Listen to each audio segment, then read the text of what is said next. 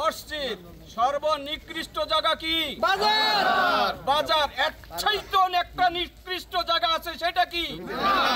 সেটা মেলা। মেলা। বাজারের চাইতে নিকৃষ্ট জায়গা কি? মেলা। সবাই বলি মেলা। এই জন্য পবিত্র স্থান ঈদগাহ ময়দানে মেলা থাকতে দেওয়া আমি মুসলমানদের পক্ষ থেকে আশা করি থাকতে দেওয়া যায় না, যাবে না। কি বলেন? আমাদেরকে এই পবিত্র জায়গার পবিত্রতা রক্ষা করার তৌফিক দান করুন। আলহামদুলিল্লাহ। একটা জায়গা, যে জায়গার মধ্যে নারী পুরুষের অবাধ মেলামেশা সব সময় চলে। কথা বলেন। নারী পুরুষ এই জায়গায় আসবে এবং হারাম সম্পর্কওয়ালা আসবে, এটা থেকে বাধা দেওয়ার ক্ষমতা কারো নাই। এবং যারা হারাম সম্পর্কের মধ্যে লিপ্ত থাকে তারা সব সময় এই চিন্তা ফিকিরে থাকে আশেপাশে কোথায় মেলা হয়, কোথায় পার্ক হয়, কোথায় কি হয়, এগুলা তারা তালাশ করে। মুহতারাম হাজরিন, আমরা ইতিপূর্বে এর আগেও আশেপাশে অনেক জায়গায় মেলা হয়েছে না? আমরা কি বাধা দিছি? কেউ কোনো কিছু বলছি? কলেজের মাঠে এই কনসার্ট পর্যন্ত হয়েছে কি হয়েছে না? আমরা বাধা দেই নাই। কিন্তু আজকে আমরা কেন দাঁড়াইছি? এটা আমাদের ধর্মীয় অনুভূতি, আমাদের পবিত্র স্থান। আমরা এই জায়গায় নামাজ পড়ি। এই জায়গার মধ্যে কোশ্চিনকালেও এই জেনাহের আড্ডাখানা, এই মেলার আড্ডাখানা কোশ্চিনকালেও হইতে দেওয়া যায় না, মানা যায় না, মানা যায় না।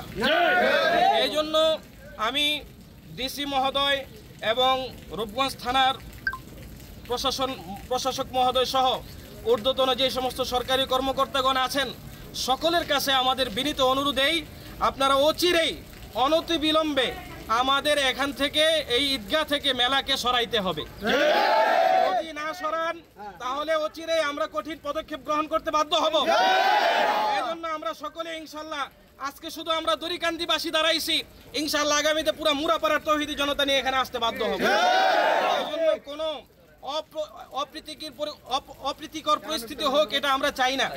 এই অপ্রীতিকর পরিস্থিতি থেকে যেন আমরা মুক্ত থাকতে পারি, এই জন্য আমরা সরকার মহোদয়ের কাছে সাহায্য চাই। তিনারা যেন আমাদের এই স্থানকে পবিত্র করে দেন।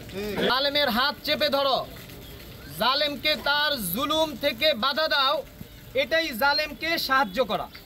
তো মোহতারাম হাজরিন, এখানে যে আমরা দাঁড়িয়েছি, একটি অন্যায় কাজ, যে অন্যায় কাজের প্রতিবাদ আমরা ইতিপূর্বেই মুখ দিয়ে করেছি। মসজিদে মসজিদে তৌহিদি জনতাকে দল মত নির্বিশেষে সকল মুসলমানদেরকে, দড়িকান্দিবাসীর সর্বস্তরের জনগণকে আমরা এই ব্যাপারে সতর্ক করেছি। মোহতারাম হাজরিন, এই দড়িকান্দির প্রায় 5টি মসজিদের মুসল্লিয়ানে কেরাম ঈদের নামাজ পড়েন এখানে। মোহতারাম হাজরিন, এই বৃহত্তর দড়িকান্দির যে ঈদগাহ, আমাদের দড়িকান্দির মধ্যে যেই কেন্দ্রীয় ঈদগাহ, সেই ঈদগাহটাকে বলা চলে রূপগঞ্জের মধ্যে বৃহত্তর ঈদের জামাত হয়। মোহতারাম হাজরিন, এই ঐতিহ্যবাহী ঈদগাহর পবিত্রতা রক্ষা করতে আমাদের যতটুকু ত্যাগ করতে হয়, যতটুকু জীবন উৎসর্গ করতে হয়, ইনশাআল্লাহ আমরা রাজি আছি। এই দড়িকান্দির কেন্দ্রীয় ঈদগাহর মর্যাদা, পবিত্রতা অক্ষুণ্ণ হতে দিব না।